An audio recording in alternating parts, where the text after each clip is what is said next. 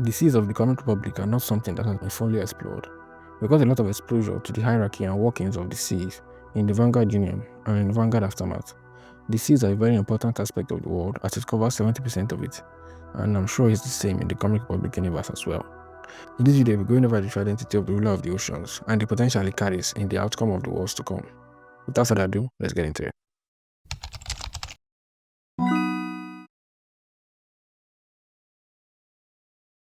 The ruler of the ocean is a title given to Mami Wata during her invasion of Lagos, but it is quite obvious from her diviner and conversation that she is not the rightful owner of this title. So this video is just aimed at discovering who was the true ruler before it went into the hands of management. And yes, I'm calling her management because she's a lesser member of the first race and she also has poor performance during the Vanguard Union series. Now first off, let's look a little more at Mami Wata and see if she really deserves the title ruler of the seas. The plan for the invasion of Lagos began way back in the Myth of Guardian Prime issue 8. We see Mami Wata annoyed at the desecration of ancient artifacts, and she's also simping for Amadioha. She gathered her forces in the thousands of ground troops of her sea dwellers, as well as her generals and other terrifying aquatic beasts.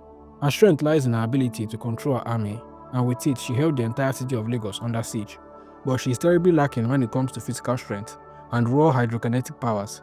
She did set up the giant tsunami though, but it's unclear if she did it with the help of the aquatic beast and other members of the first race or not, because she has never displayed such great control over the ocean again.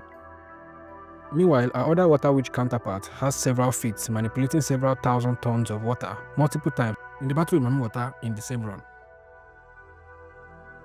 So this leads me to think that Mami Wata was actually a fraud. She relied mostly on her speed and agility in the water to give her the advantage when fighting Bu Tinu, only for her to get one out by Eje immediately she arrived. So this disqualifies her in my books. The other contestants for this position will be Bu Tinu, Yemoja, Osun, and Olokun. Now let's rank how worthy they are for this title. Bu Tinu is the daughter of Osun, the Yoruba goddess of streams, rivers, and waters. She was conceived as a gift and blessing from Osun, so Osun, being the former ruler of the sea, now banished. This will make her successor be her child she blessed with her powers. Now let's look at how capable she is to take on those roles. One of the greatest feats of Bu Tinu is that she successfully dispersed a massive tsunami that was capable of destroying the whole of the mainland by herself. This was a problem that the entire government and even the NACSS had no answer for, and they were willing to concede the territory. She created a large whirlpool of water and even parted the ocean to defeat a giant octopus-like aquatic beast called Yemoja. This forced even Mami Wata to acknowledge her as a worthy foe. Ultimately, Bu Tinu was defeated because she didn't have enough battle experience with her powers and quite fatigued after performing two of the biggest feats in the Comic Republic history. Mami Wata forces her into the water and tries to drown her, but she is saved by her friend Eje, and Bu Tinu lands the finishing blow. In my books, this officially dethrones Mami Wata as the ruler of the oceans, and she is currently sitting in prison for her crimes. The ocean is a large place, and in the Comic Republic, sentient human-like life reside there, called the sea dwellers, and they are subject to the rulers of the ocean. To my knowledge, Bu Tinu has not interacted with them or sought to claim any authority over them. So is there someone more worthy of the title, ruler of the ocean? Yemoja is the goddess of creation, the water, the moon, motherhood, and protection. But in the Comic Republic, she is most known for her authority over the waters, as anyone seeking protection using the spiritual powers of water has to seek permission from Yemoja first. There were dire consequences when the Union Guard project, Beta, used the spirit energy transfer from water to enhance the shielding of Union Guard without the permission from Yemoja. And even now, in recent stories, there is a need for the upgrade of Temu Guardian Prime. Amara, who is pregnant for Union Guard by the way, asks for the permission of Yemoja to use the energy of the waters to increase the shielding capacity of Union Guard. We might get a whole new Union Guard soon, and it will be in part thanks to Yemoja. She has not shown her face in the series yet, but her impact is heavy, and her authority over the waters is unquestioned. She's definitely worthy for the title. Osun also qualifies because she is the Yoruba goddess of streams, rivers, and waters, the spirit mother of Bu Tinu, and another member of the first race. How do I know that? She is the wife of Shango, according to Yoruba mythology, and her powers flowing through Bu Tinu alone was able to overpower Mami Wata, performing feats the lesser member of the first race could not hope to do. She has been banished from this dimension though by the very humans she sought to protect, but that doesn't mean she can't return eventually though to take what's rightfully hers. Her daughter defeated the current ruler of the seas, so yes, that makes her more than worthy for the title.